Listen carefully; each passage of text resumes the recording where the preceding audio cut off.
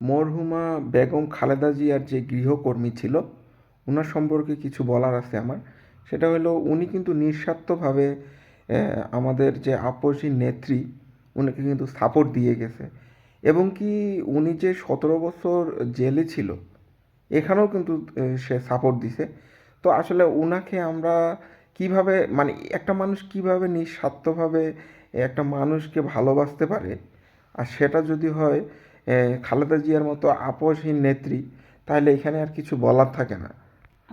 আপনারা কি বলতে পারেন আসলে মানুষ রক্তের সম্পর্ক হলেও এতটুকু করে না? আসলে আমাদের সমাজে এখন এমন হয়ে গেছে, একজন অপরকে ভালোবাসে না, একজন অপরকে দেখতে পারে না, এইরকম সেই রকম, ভাই বোন, মা বাবা, কিন্তু এই মহিলা, গৃহকর্মী মহিলা, অথচ উনি কি পরিমাণে ভালোবাসতো আমাদের মরহুমা খালেদা জিয়া আপসহীন নেত্রীকে। এটা আসলে অবিশ্বাস, মানে মানে বিশ্বাসের মতো না যে এতটা ভালোবাসতো।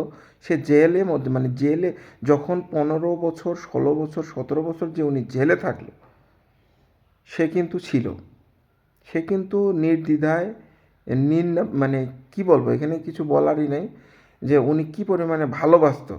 আর এবং কি বিপরীত যে দল ছিল আওয়ামী লীগ, কিন্তু তখনও বাধা দিছিল, নানান রকমভাবে প্রতিবন্ধকতা সৃষ্টি করছে, কিন্তু তারপরেও উনি কিন্তু ছিল। এবং কি করোনার মধ্যেও কিন্তু ও, মরহুমা বেগম খালেদা জিয়ার সঙ্গে উনি ছিল। কোথায় ছিল না, মানে কোন জায়গার প্রতিটা মানে ছায়ার মতো প্রত্যেকটা জায়গাতে উনি ছিল। তো আসলে আমরা উনাকে হয়তো মনে রাখবো না, কিন্তু আসলে উনার জন্য কিছু করে দেখ আমরা।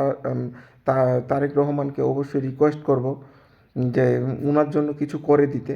কারণ উনি মানে এতটাই ভালোবাসছে আমাদের আপসী নেত্রীকে, এটা আসলে আর কেউ, ওনার ছেলে মেয়েও মনে হয় এতটা ভালোবাসে নাই, ওনার সঙ্গে ছিল না, এরকম একটা অবস্থা। হয়তো ছেলে মেয়ে এটা তো আরেকটা জিনিস, এটা সম্পর্ক, ব্লাডের সম্পর্ক, কিন্তু ব্লাডের সম্পর্ক না হয়েও কিন্তু উনি যে পরিমাণে আপসহীন আমাদের নেত্রীকে সাপোর্ট দিত, ভালোবাসতো, খেয়াল রাখতো, আসলে এটা কেউ করে নাই, আর এখনকার সময় সেটা করে না। তো আমি রিকোয়েস্ট করব আমাদের তারেক রহমান উনাকে, যে উনার জন্য যাতে কিছু করে দেয়।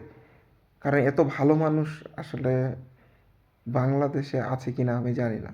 আমরা এখন অন্যরকম হয়ে গেছি, আমাদের জাতিগত দিক থেকে হোক, মানসিক হোক, সামাজিক দিক থেকে হোক। যাক, আমরা আপসী নেত্রীর জন্য দোয়া করি, আর গৃহকর্মী যে ছিল ওনার জন্য দোয়া করি, উনি যাতে, উনি মনে হয় অসুস্থ শুনছি, উনি যাতে সুস্থ থাকে।